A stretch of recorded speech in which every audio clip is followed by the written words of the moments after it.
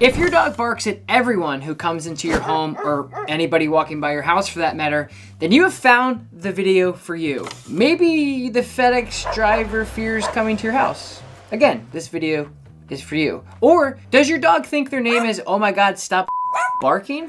Or if you're like a lot of my clients, you just simply don't have people over to your house anymore. If that sounds like you, again, you have found the video for you. I'm Tom Davis, a celebrity dog trainer and a world-renowned canine expert specializing in canine behavior and relationships. And I travel the world helping dog owners just like you. But the only difference between the people who pay me thousands of dollars to help them with their dogs and you is you didn't pay for anything. So there's that. Here are 4 reasons why your dog is doing this, barking at other people when they come in. But don't worry, I'm also going to tell you exactly how to fix this. But in order for that to work, you need to know everything that is going on. And I want you to watch this whole thing because it has to be solid, not a Band-Aid. Number 1, your dog's natural instinct is likely to protect you. Now, I know this sounds obvious, but most people don't realize that our dogs actually are protectors of us. And if somebody walks by your house, your dog might think, well, I got to do something about this. So most dogs are bred to be protective, especially over their home and their people. It's a primitive thing that your dog will do. And sometimes it's endearing to see them be like, hey, this is my house. This is my parents. Don't come here anymore. Or if you have a more protective breed, this would be more intense. Insert my dog Burley. Number 2, your dog has become conditioned to that dang doorbell. Think about it. We smell smoke, there's likely a fire. If someone calls our name, we answer. It's been conditioned. This plus this equals this. So every single time your doorbell has gone off or somebody knocks on the door, your dog knows that there's somebody there. It's paired, right? Ding dong, somebody's there. Out of context, if they've never heard it, they won't react at all. Over time, they've been alerted that that noise means there's somebody there. So it's a good indicator. But times are changing. So instead, the doorbell might sound like someone has been detected out front, which is my case. So number 3, it's not just the doorbell or the knocking, it's the fact that people are actually at your door. So maybe you don't have a doorbell, they're there. And they're so excited, they rush the door, they rush your guest, they bark and they carry on because they are either really pissed or they're very excited that someone's at the house. So beyond your dog knowing that somebody's at the house, there's somebody at your house and it's a pain in the ass and it's chaotic and frustrating and a mess when somebody's there. They are overly stimulated simply because somebody walked into your house, which we're gonna go over. Number 4, they don't get to see a lot of people, or maybe you don't have a lot of people over, so they react when people walk by, or they react when people come up, or the FedEx guy. They're like, hey, there's a person, what do we do? These things are normal, and these things do happen. Number 5, now this is a huge one. This is a biggie, so buckle up. Dog owners, you love your dog, but oftentimes we don't put enough work or effort into our training. We ask our dogs to do things so unrealistic, and our skills don't match up. Like, I'm sure you guys have done this. Somebody comes to the door, go lay down. I've never done that before. They don't know it, they won't do it. Think about it. What do you want your playful, boisterous, natural protecting dog to do when somebody goes, dung, dung, dung, I'm here? And you're like, who is that? Like, of course they're gonna be reactive. These are natural things. And this is gonna be a common thing in this video when we move forward and keep talking about these things. So these are the main reasons why these things are happening. But I think it's important, or more important, to talk about what can you guys do? How can we make this less stressful or even safer when people come into your home? So here are 5 things you can do to stop your dog from freaking out when people walk by or when people come to your house or your front door. But before I get into that, I wanted to let you guys know right now, just for you guys watching this video, all my courses right now are $100 off using this discount code, YouTube. Now that means my off-leash remote collar course, my leash reactivity course, my Kickstarter course, or you can bundle them together, even save more money. Right now, $100 off all my courses. They're gonna be really helpful. As we continue to talk about these things in this video, you might go, I don't have that. Well, you need that. You always need that. So here are 5 ways to stop your dog from going crazy when people come over. Let's get into it. Number 1, having good communication is absolutely key. This is your obedience. You guys have to understand that if you can't get your dog to do something as easy as sit down with a minor distraction in the room or around you, you have absolutely no shot in hell that your dog is going to do this when people are at your front door. Not a shot, not an option. So you have to audit your skills as a dog owner or a trainer. This is the very first step you have to look at. People coming over to your house is a level 3 out of 3 distraction. It's a level 3 out of 3 training. Can you even get your dog to sit for more than 3 seconds with a minor distraction without an Italian deli? If the answer is no, that's where you have to start. But think about it, seriously. Obedience works with your dog's temperament, right? They gel together.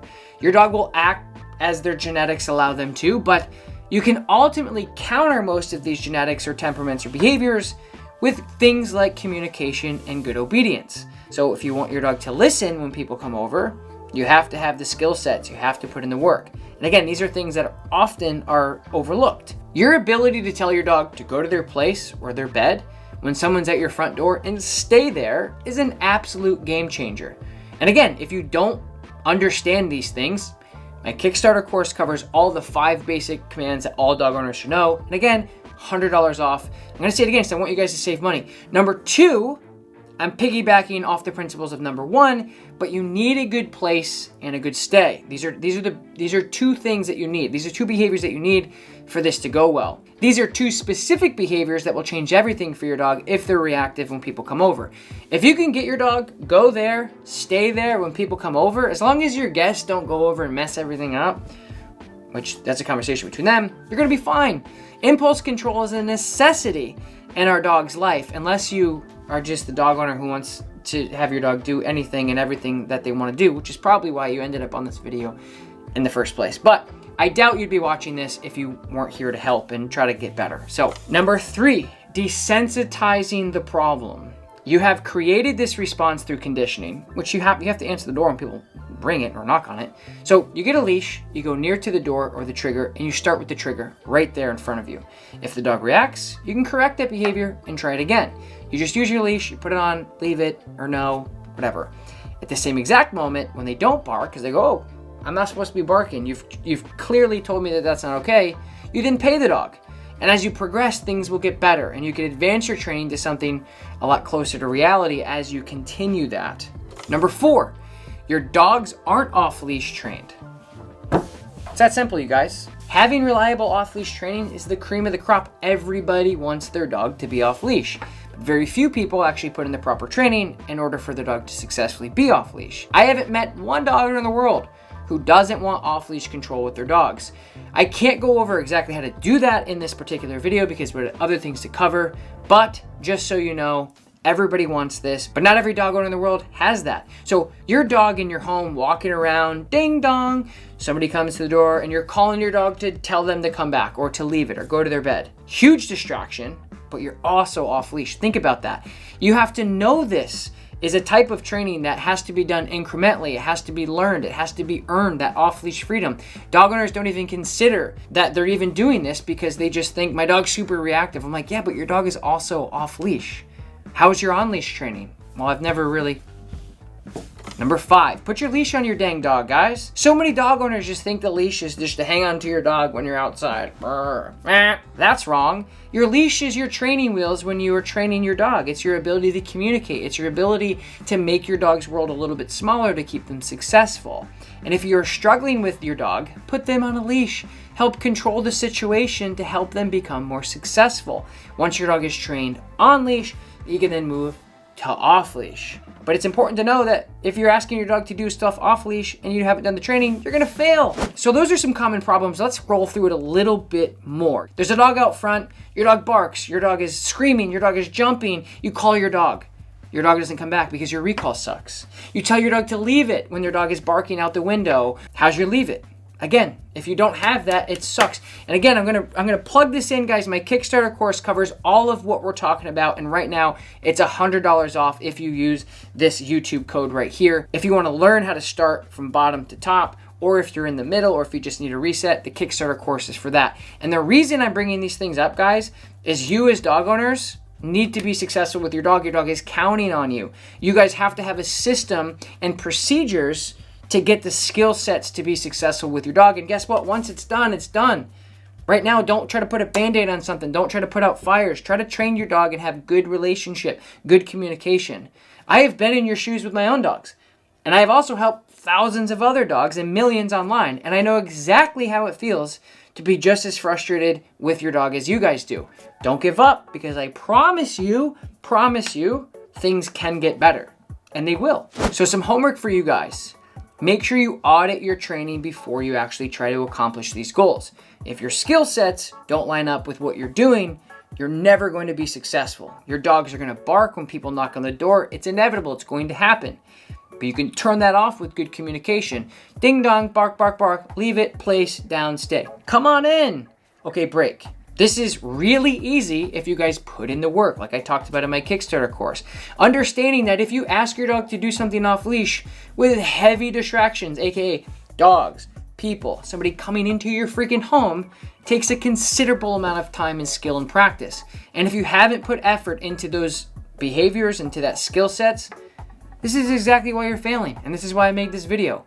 And it's important for you guys to know these things, because sometimes you're like, oh, I never thought of that. Anyway, guys, Europe, I'm coming to you guys next month. All of the info is right here on the screen, and I'm also coming to Nashville, Tennessee, and I can't wait to come over and hang out with you guys and see you guys and help you with your dogs and your dog training business. This is really important for you guys. I hope this video has been helpful. And if it is, leave me a comment. We've been kind of rifling out these videos mainly because I want to put out more helpful videos for you guys in conjunction with my normal dog training videos. So make sure you subscribe or consider subscribing to my channel if you want to see more videos like this. And I'll talk to you guys next time. Thank you for watching again.